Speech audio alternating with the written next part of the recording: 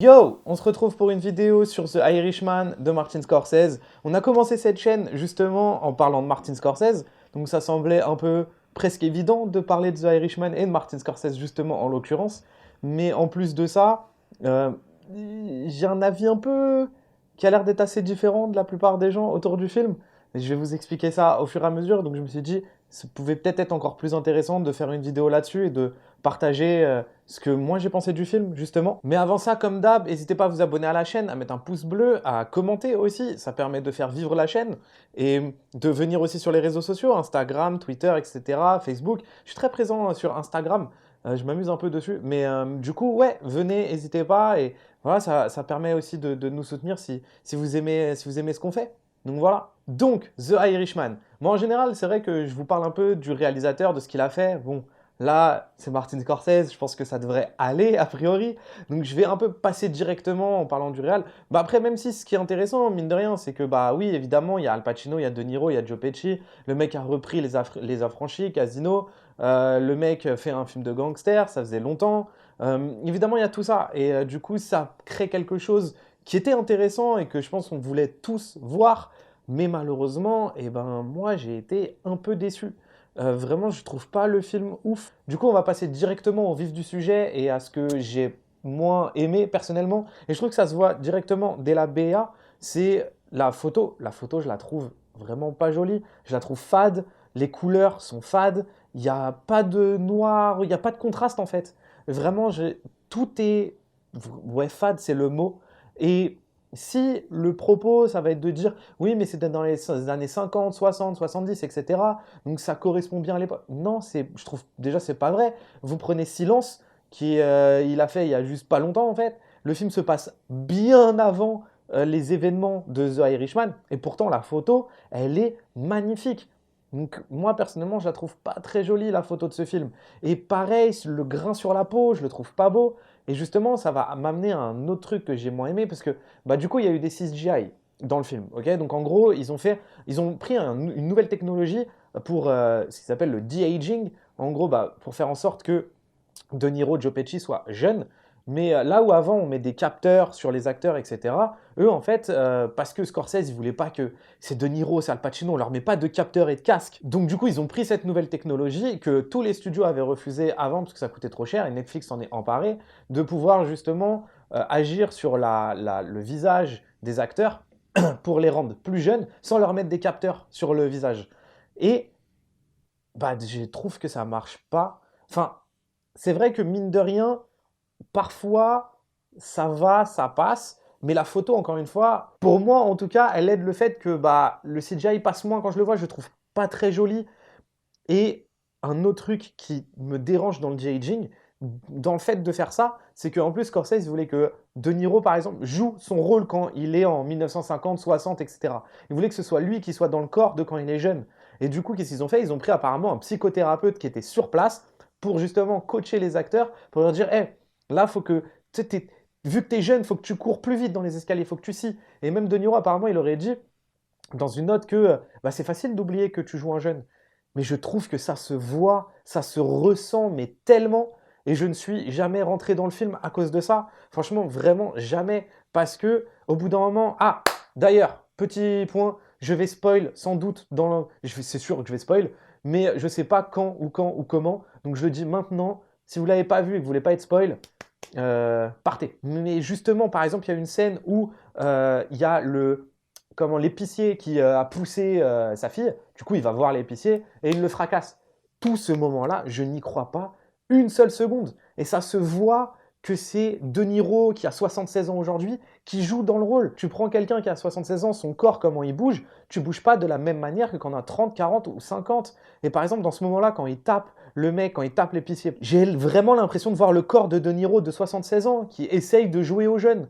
Et ça marche, pour moi, ça marche pas, j'y crois pas. En tant que spectateur, du coup, j'arrive pas à m'impliquer émotionnellement dans ton film. Parce que je crois pas à ton personnage principal. Parce que je crois pas à comment il bouge, je crois pas à comment il est.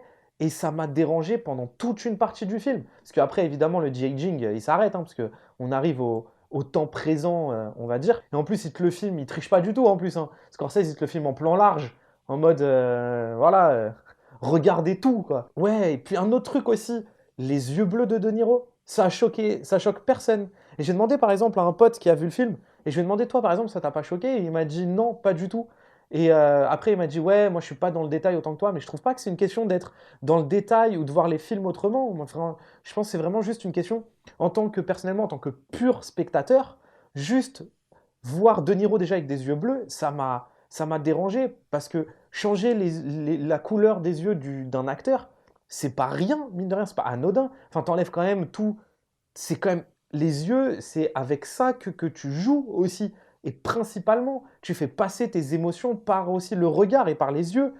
Donc, changer la couleur des yeux d'un acteur, bah, si ton visage il est plus harmonieux, on va dire, en fait, il y a un truc qui dérange. Et moi, je trouvais que ça me dérangeait, en fait. J'arrivais pas à m'identifier à Robert De Niro parce que son regard me dérangeait, parce que ses yeux bleus me dérangeaient, et parce que je les trouvais faux, justement. Aussi, peut-être parce que Robert De Niro, on le connaît depuis maintenant tellement longtemps qu'on a l'habitude de, de le voir avec ses vrais yeux, entre guillemets. Donc, le voir avec des yeux comme ça, après, peut-être que c'est parce que le personnage principal de l'histoire, de ceci, de cela, parce que c'est tiré d'un livre d'un mec qui a vraiment existé, etc. Donc, tout ça, c'est tiré. Donc ouais, peut-être, mais ça ne change pas le fait. Enfin, pour moi, le fait de dire que c'était comme ça dans la vraie vie, c'est pas une excuse. Tu es en train de faire un film.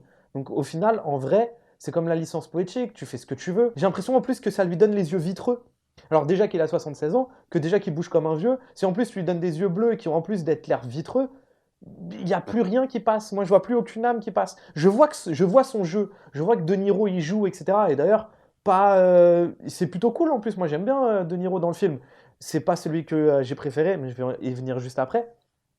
Mais je le trouve pas forcément. Justement, je trouve qu'il joue bien, etc. Mais les yeux m'ont énormément dérangé. Et s'identifier au bout d'un moment, l'acteur, c'est sans doute la partie la plus importante de ton film, parce que c'est grâce à ça, parce que peu importe ta mise en scène, peu importe ton scénario, on pourrait débattre sur la photo, sur plein de trucs, etc.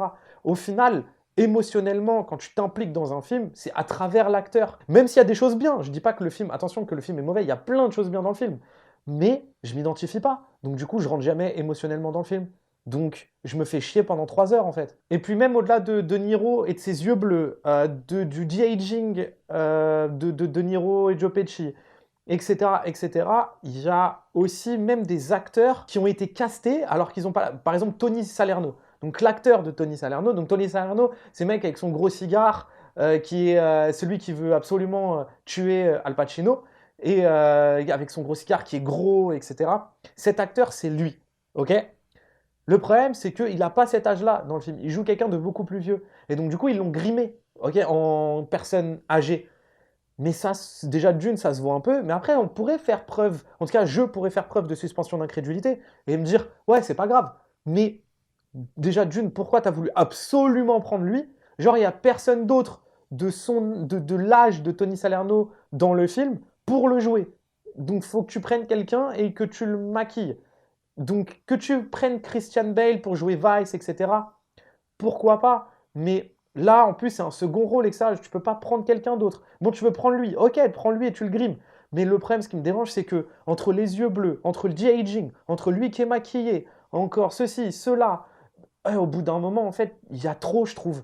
Il y a trop de triche et je trouve que cette triche se voit, en fait.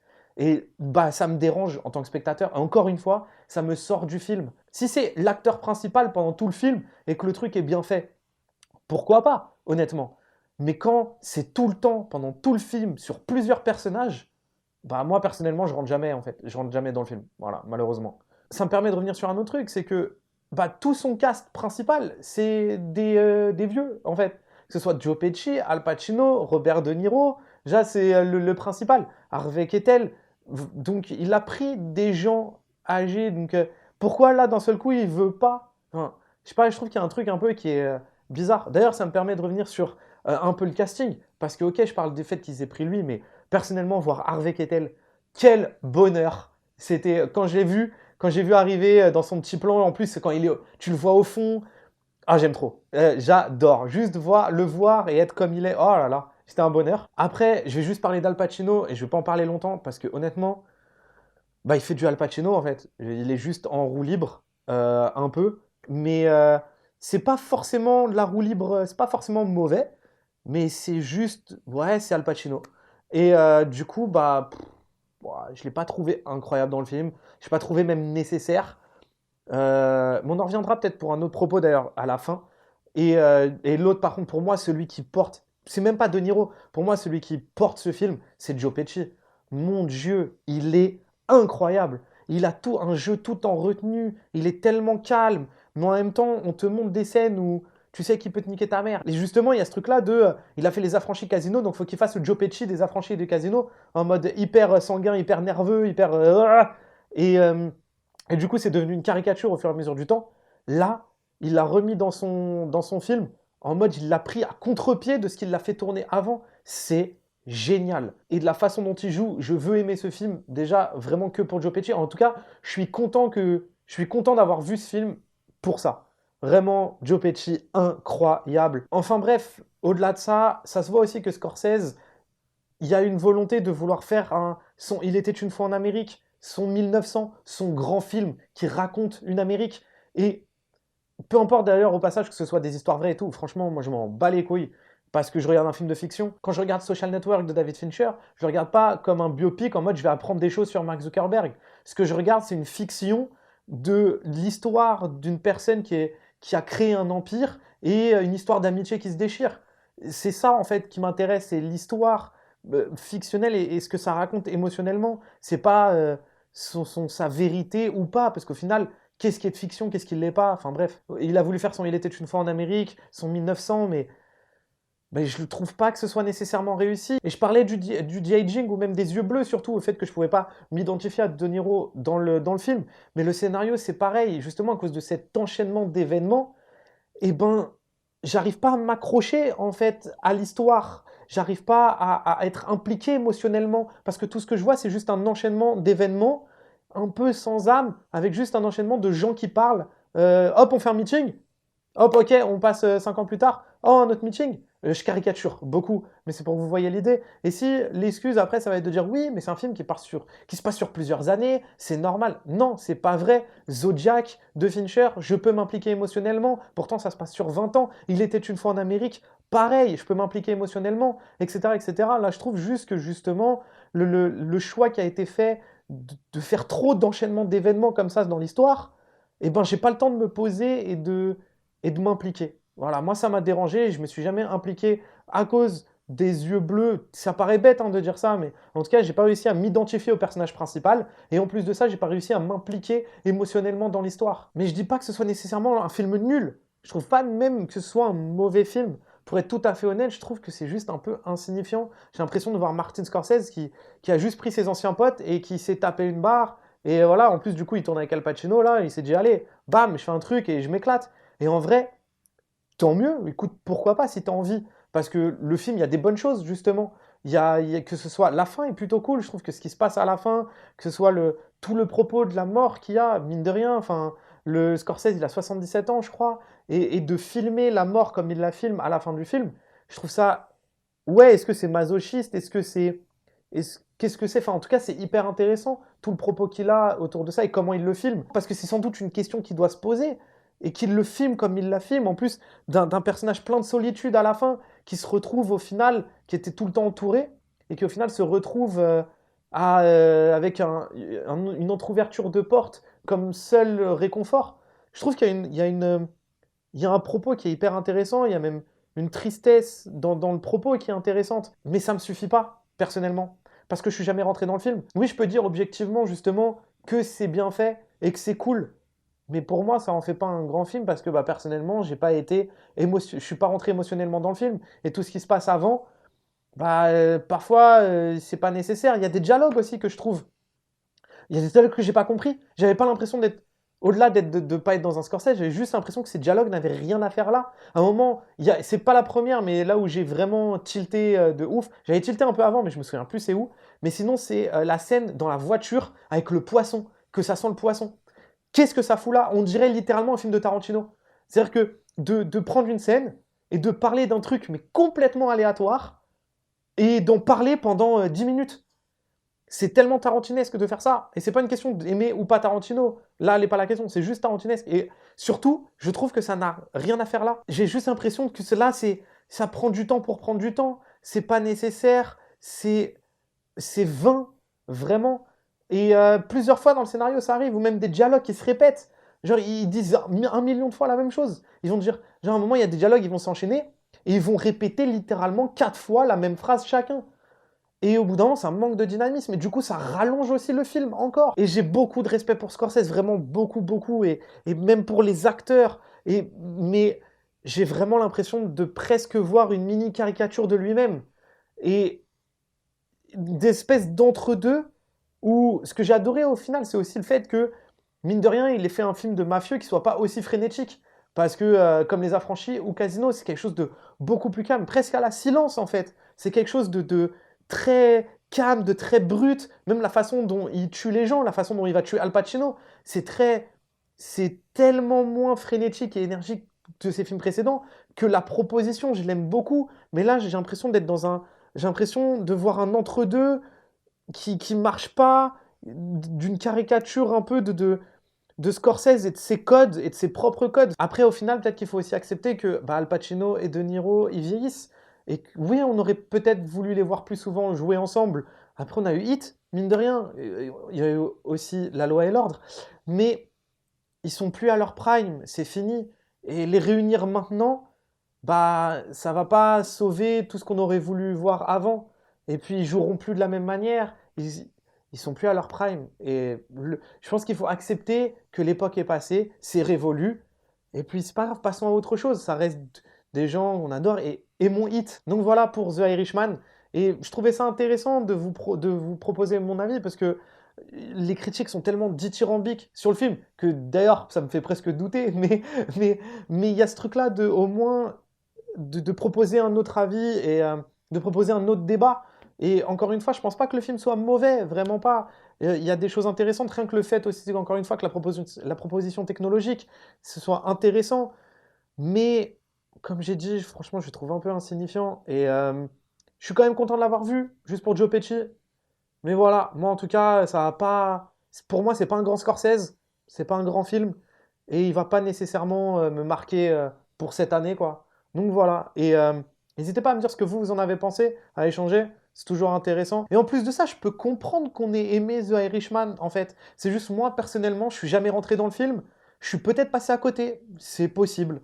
Mais, mais ouais, je suis jamais rentré dedans, donc forcément, bah, moi, je suis moins élogieux que les gens en général. Voilà, nous on se retrouve en tout cas très bientôt pour une nouvelle vidéo. My Sassy Girl, un film coréen, une comédie romantique. Et puis voilà, et pour sans doute de prochaines critiques. Et, mais c'est que de l'amour, hein, évidemment. Banks!